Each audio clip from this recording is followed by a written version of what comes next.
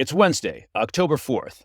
Now, in a segment that I like to call What Happened on October 4th, a random number of years ago, admittedly not a catchy segment title, on this date in 1957, the Soviet Union launched Sputnik 1, the first artificial satellite to orbit the Earth.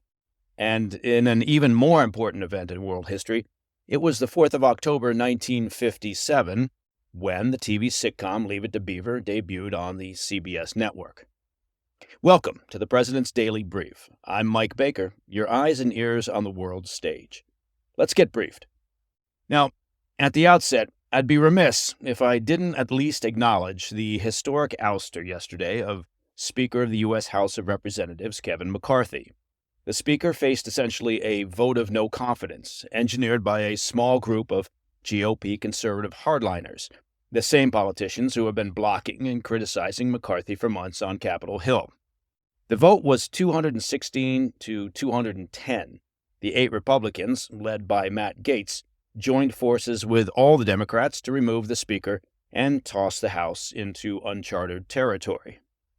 You may be surprised to learn that the next step in replacing McCarthy is to consult the magic 8-ball device, which is kept locked away in the basement of the Capitol building and protected by a large angry troll. I just made that up.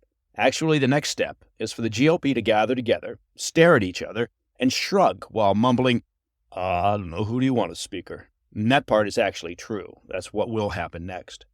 We'll keep an eye on this developing situation, but we'll try not to waste your time with too much coverage of the dysfunctional politics currently plaguing the government. On today's program, the rift between Canada and India continues to deepen. India has demanded the removal of dozens of Canadian diplomats, escalating tensions over allegations that the Indian government was involved in the killing of a Sikh separatist leader in suburban Vancouver. The dispute began when Prime Minister Justin Trudeau went public with what he called credible allegations that Indian government agents were behind the assassination.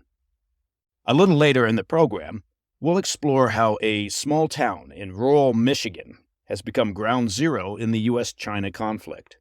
Green Charter Township is embroiled in a heated debate over a $2.4 billion electric vehicle battery factory proposed by the Chinese company Gotion. Now, while it promises economic transformation, concerns about Chinese Communist Party influence have sparked significant backlash, reflecting broader U.S. anxieties about Chinese investments in America. Plus, and I know this could come as a surprise, a new report reveals how some D.C. elites may be profiting from the Ukraine conflict.